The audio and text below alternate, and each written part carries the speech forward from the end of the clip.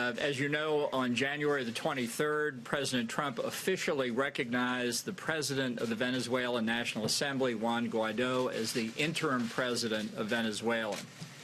Venezuela's National Assembly invoked Article 233 of the country's constitution to declare Nicolas Maduro illegitimate. This action was a statement that the people of Venezuela have had enough of oppression, corruption, and economic hardship. Since then, 21 other governments in the region and across the world had joined the United States in recognizing Guaido as Venezuela's interim president. Today, and I'll turn the podium over to Stephen Mnuchin for this purpose, we're going to announce sanctions against Petroleos de Venezuela, Sociedad Anima, or PDVSA, as it's known by its Spanish acronym, the state-owned oil monopoly. We have continued to expose the corruption of Maduro and his cronies, and today's action ensures they can no longer loot the assets of the Venezuelan people.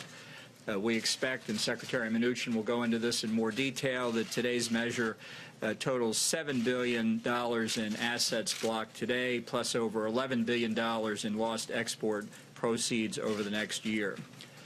We also today call on the Venezuelan military and security forces to accept the peaceful, democratic, and constitutional transfer of power.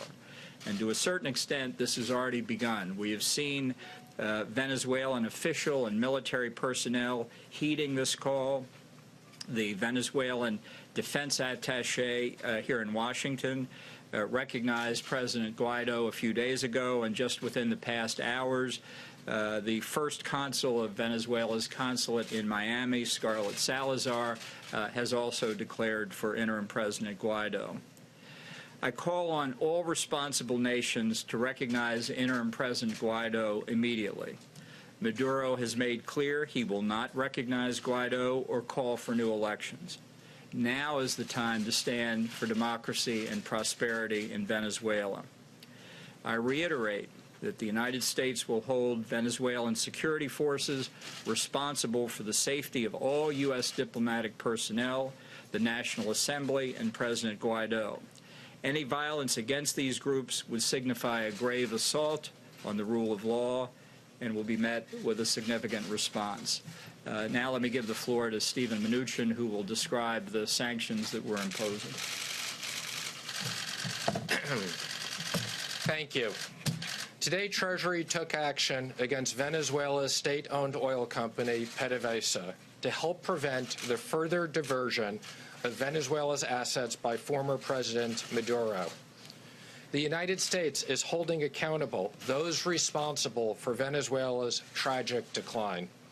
We will continue to use all of our diplomatic and economic tools to support interim President Guaido, the National Assembly, and the Venezuelan people's efforts to restore their democracy.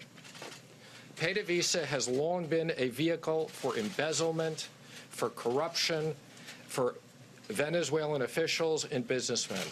Today's designation of PDVSA will help prevent further diversion of Venezuela's assets by Maduro and will preserve these assets for the people of Venezuela where they belong.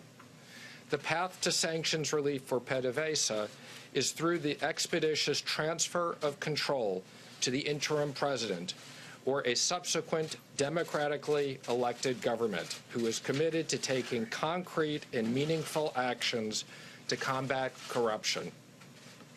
Today's actions against PDVSA follows my determination that persons operating in the Venezuelan oil sector may now be subject to sanctions.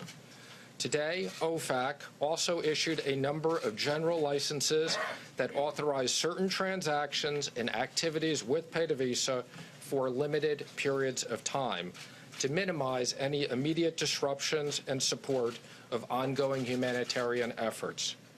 Citgo assets in the United States will be able to continue to operate, provided that any funds that would otherwise go to PDVSA instead will go into a blocked account in the United States. Refineries in the United States have already been taking steps to reduce their reliance on imports from Venezuela. Those imports have fallen substantially in recent months. We have also issued general licenses to ensure that certain European and Caribbean countries can make an orderly transition. We continue to call on all of our allies and partners to join the United States in recognizing Interim President Guaido and blocking Maduro from being able to access pay-to-visa funds. Thank you with that, and I'd be happy to answer some questions. Ambassador Bolton, if I could, you mentioned the word significant response. How do you define significant response?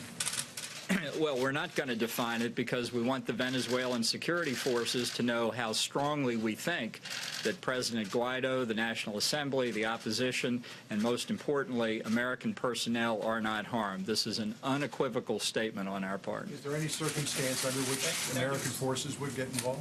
Look, the President has made it very clear on this matter that all options are on the table.